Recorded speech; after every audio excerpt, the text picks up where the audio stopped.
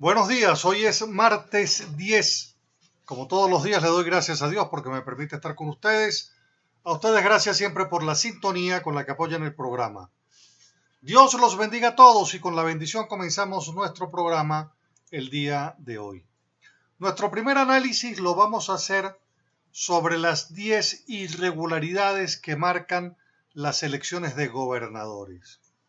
Para que tengamos claro que se avanza en un proceso electoral con los dados cargados, no con transparencia que deben tener los procesos electorales.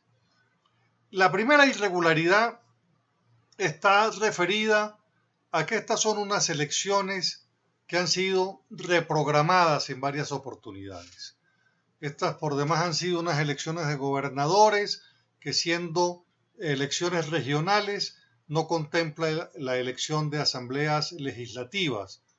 Fueron reprogramadas estas elecciones de gobernadores en dos oportunidades y ahora entonces finalmente se va a producir el próximo domingo.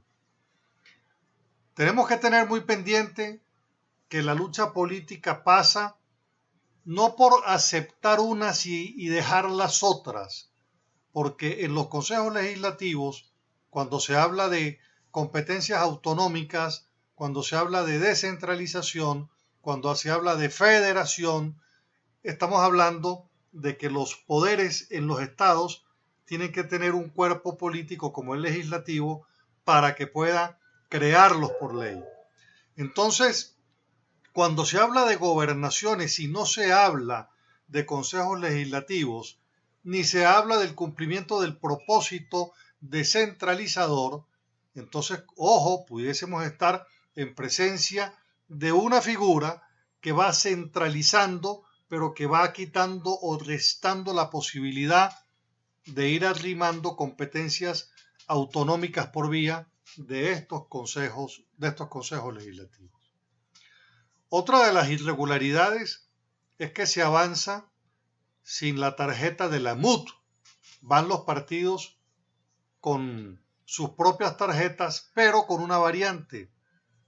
No se permitió la sustitución de candidatos y el Tribunal Supremo de Justicia admitió como ley la ilegalidad en una sentencia conforme al cual ha establecido que el plazo para hacer esas sustituciones era el 16. Lo malo de todo esto es que el cronograma electoral apareció después del 16 y no antes, de tal manera entonces que estamos en presencia de dos irregularidades que van de la mano y que lamentablemente tanto el Consejo Nacional Electoral como el Consejo Nacional Electoral son responsables directos de esta situación. TCJ y CNE. La cuarta irregularidad es que este es un proceso electoral sin observación internacional y sin simulacro, vale decir, en esta oportunidad no se dio el simulacro de votación que tradicionalmente se hace. Y como cambió la correlación de fuerzas en los países que integran UNASUR, pues ya UNASUR no tiene entonces representantes en estas elecciones. Y sí la tiene una cosa que llaman Consejo de Expertos Electorales Latinoamericanas, CEELA, que es una instancia que ha sido denunciada por la propia Organización de Estados Americanos de ser un consejo de expertos que no está inscrita en la Organización de Estados Americanos, no está escrita en la OEA y está denunciada en la OEA por ser una ONG de acompañamiento electoral donde sin tener la experticia ha venido dando avales precisamente a irregularidades de carácter electoral, haciéndolas pasar como ciertas, como válidas. Pues bien, se ha determinado que este Consejo de Expertos Electorales Latinoamericanos es una instancia promovida y financiada por el gobierno de Venezuela desde hace 10 años. Y precisamente a propósito de esta instancia la hablamos en la oportunidad del informe que presenta el secretario general Luis Almagro a la Organización de Estados Americanos en su último informe. La quinta irregularidad es que los miembros de mesa no han sido notificados, vale decir, se están instalando los mismos que que prestaron servicio electoral en el año 2015. La sexta irregularidad es que avanzamos en un proceso electoral donde no se sancionó los ilícitos de campaña en lo referido al uso de los recursos públicos, transmisiones obligatorias de radio y televisión para la promoción de parcialidades políticas. Y lo que hemos encontrado es un abuso por parte de todos los medios del sistema público nacional de medios, que son los que controla el gobierno, que es una torta del 90% de control mediático que utiliza los medios de propaganda para los candidatos del oficialismo. La séptima irregularidad es que avanzamos en un proceso electoral sin tinta indeleble, vale decir, usted ya no va a mojar el dedito para demostrar que ya votó, vale decir, no existe tinta indeleble y no existe control para evitar el voto asistido. El voto asistido es el voto de control que utiliza el gobierno en las zonas rurales. ¿Cómo es esto? Pues bueno, entonces, por ejemplo, aparece una persona, ¿verdad?, pues del oficialismo, que dice: yo voy a acompañar a esta otra persona. Y entonces esa otra persona acude con el que lo está acompañando, que es el voto asistido, a presenciar qué es lo que va a votar. Eso está prohibido, absolutamente prohibido en las leyes electorales. Bueno, ese tipo de prohibición en este caso no ha sido lo rígido, y entonces se presume que este va a ser una de las trampas en la zona rural. La octava irregularidad es el lapso del CNE, la modificación del registro electoral. En el caso del Táchira, eliminaron 17.325 electores sin explicación de ninguna naturaleza. La novena irregularidad tiene que ver con la reducción de la infraestructura electoral. Vale decir, estamos recargando en unos centros electorales la reubicación de otros centros, entonces estamos cargando a estos centros electorales, les estamos cargando más personas, pero el tema no es este, el tema es que no hay información suficiente para que las personas sepan que le están modificando el centro a donde tradicionalmente vota. Y la última, calificada como la décima elemento fraudulento dentro de este proceso, es que siguen siendo habilitados locales que abiertamente están contagiados de chavismo, como es el caso de los locales de las misiones.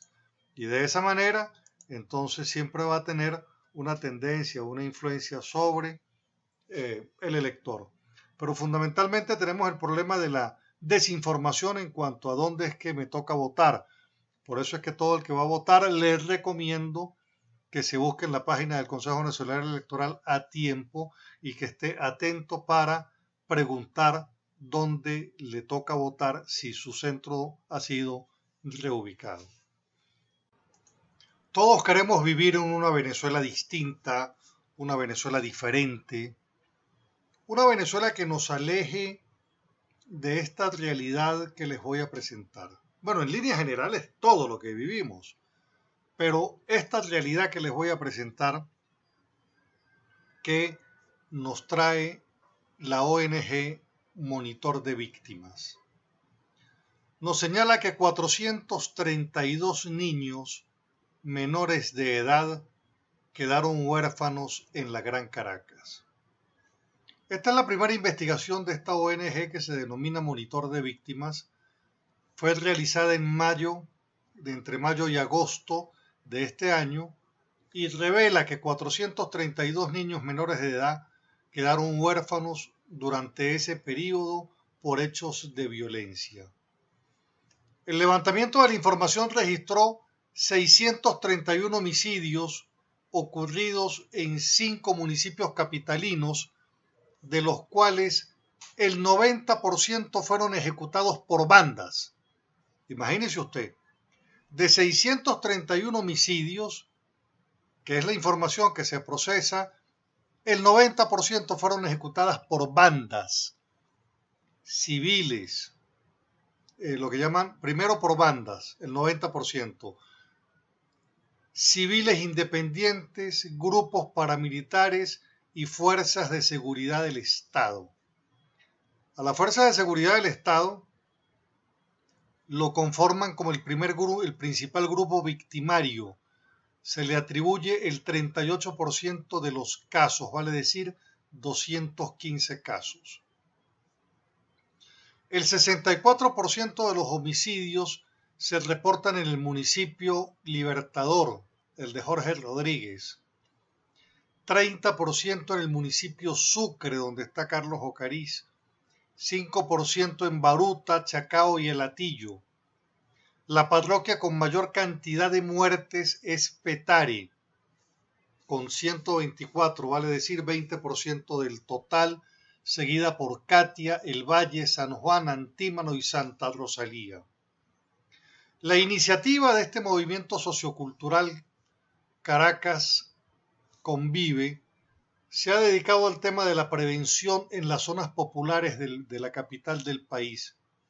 Su objetivo, contabilizar, estudiar y comprender los homicidios que se suscitan en la Gran Caracas. A partir de esa labor reconstruyen los hechos para visibilizar desde la perspectiva de las víctimas y las comunidades las razones. Se da a conocer la historia de quienes perdieron la vida de forma violenta, que no puede ser solo una estadística más. En el proyecto participan 8 periodistas dedicados a la fuente de sucesos, 35 líderes comunitarios de diversos sectores, y con ello pues arman este plan de trabajo de Caracas Mi Convive se llama. Esa es una iniciativa. Pretenden disminuir la violencia criminal a propósito de determinar causas. En la de Caracas, por cierto, una de las estadísticas de inseguridad más peligrosas del mundo. Lamentablemente para Venezuela, por eso sí, Caracas es una de las ciudades más peligrosas del mundo. Tiene un registro de 130 personas fallecidas por cada 100.000 habitantes. Y estos datos son del Consejo Ciudadano para la Seguridad Pública y la Justicia Penal de México. Nosotros estamos muy por encima de esa estadística a nivel de Caracas. Más datos que presenta este grupo, esta ONG, habla de 74 homicidios, que equivale al 13% de casos fueron ajusticiamientos o ejecuciones extrajudiciales. Vale decir, el 13% fueron ejecuciones extrajudiciales cometidas por funcionarios. 34 de los homicidios a manos de las autoridades, consideradas también ejecución extrajudicial, y se logra recolectar información sobre los hijos de las víctimas, arrojando que son 435 que quedan huérfanos. Bueno, estamos entonces en presencia de una situación lamentable, sin lugar a dudas, de una situación muy lamentable. Por eso es que Axel Capriles ha hablado del tema de que la lucha política hoy en Venezuela es contra el desencanto. Es contra el desencanto. Y yo comparto con Axel Capriles, que tiene en el Estímulo un artículo que habla de eso, precisamente, de la lucha contra el desencanto, que se resume en una lucha contra ese desencanto y la desmotivación política, la tarea de remontar esa cuesta por parte de la actividad política y de sus dirigentes, donde por supuesto me incluyo, es una cuesta empinada. Fundamentalmente porque la lucha política de hoy, el debate político de hoy, es carente de ideas, es carente de propuesta y es carente de sentido. Es ahí donde se siembra entonces también buena parte del desencanto y de la desmotivación. El debate político tiene que ir más allá de la triquiñuela, la trampa electoral, la descalificación. Tenemos muchos años discutiendo lo mismo. Muchos años discutiendo lo mismo. Las grandes transformaciones con las que tiene que encontrarse el venezolano, de esas transformaciones no estamos discutiendo. No está presente en los discursos, menos en los discursos de la oposición, y eso tenemos que admitirlo como una autocrítica seria y cierta.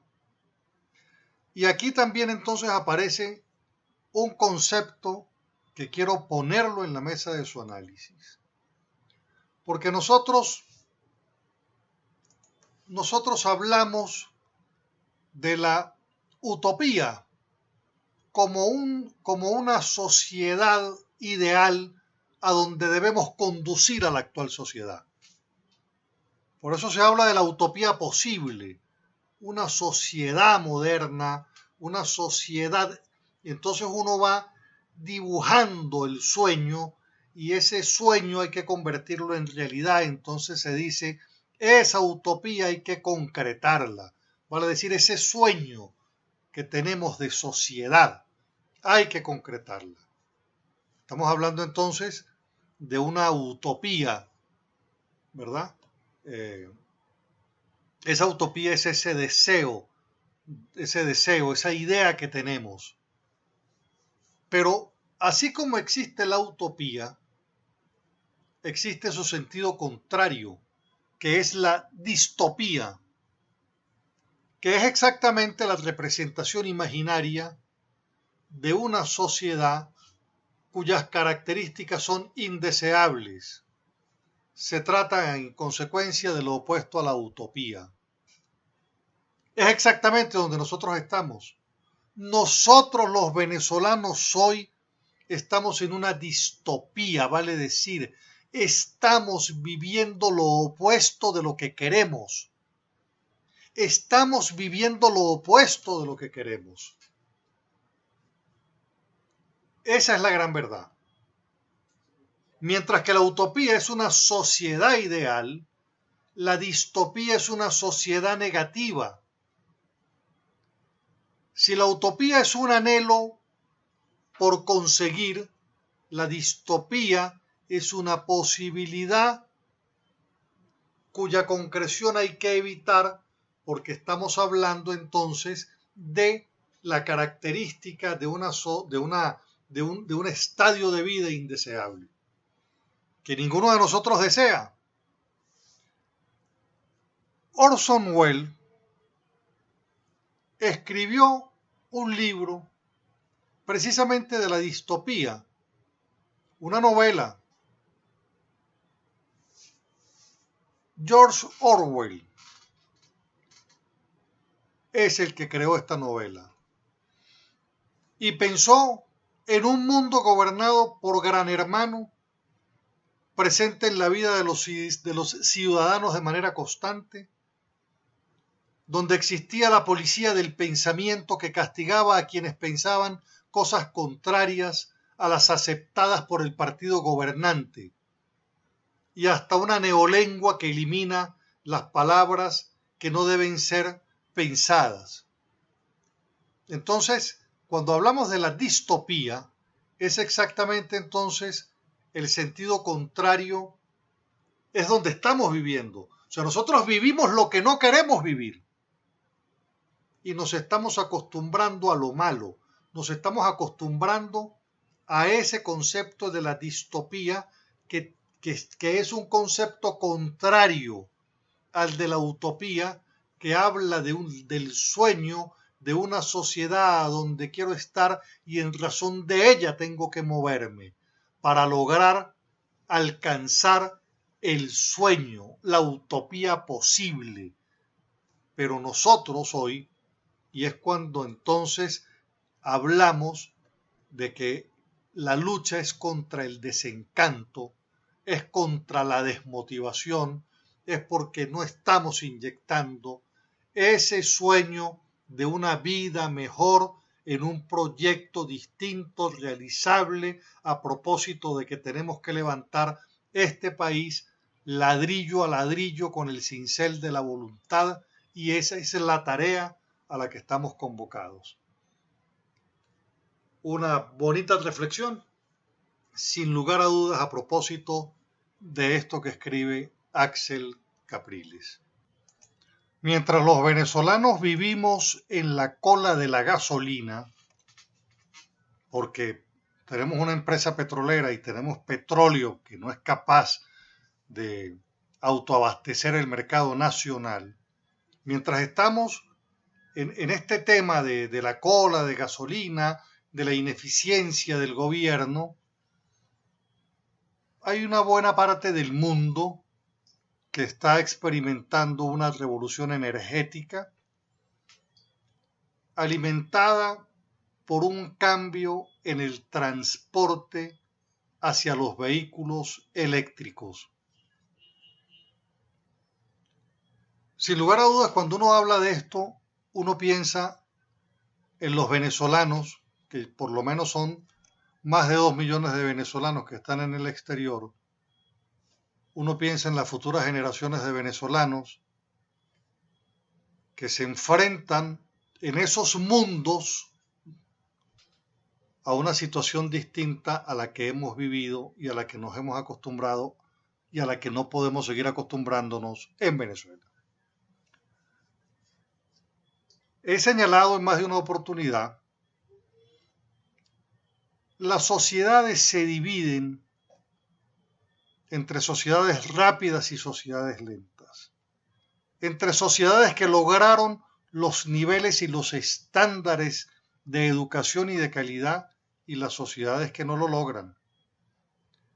Es un pensamiento necrofílico, muerto, del chavismo, del madurismo y del marxismo, pensar que la sociedad se divide entre ricos y pobres, por cierto, donde hoy los ricos son ellos y los pobres la inmensa mayoría. Esto que les estoy presentando está revolucionando el mundo del transporte. A pesar de la gasolina, a pesar del petróleo, las ventas mundiales de carros eléctricos están aumentando en un 60%.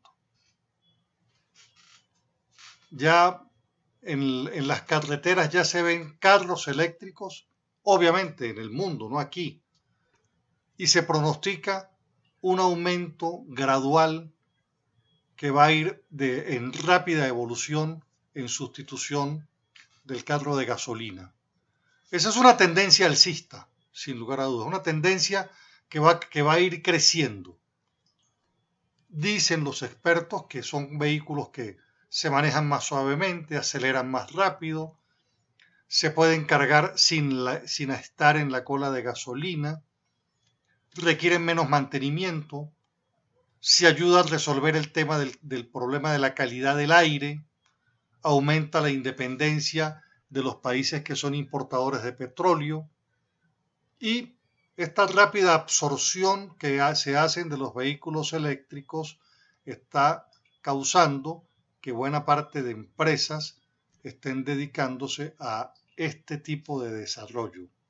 La más importante, la que viene desarrollándolo Tesla, que es líder tecnológica en el sector y va produciendo por lo menos 85.000 vehículos al paso de los años, por año, y va a ir implementando muchísimos más. Presenta sin lugar a dudas muchísimas ventajas.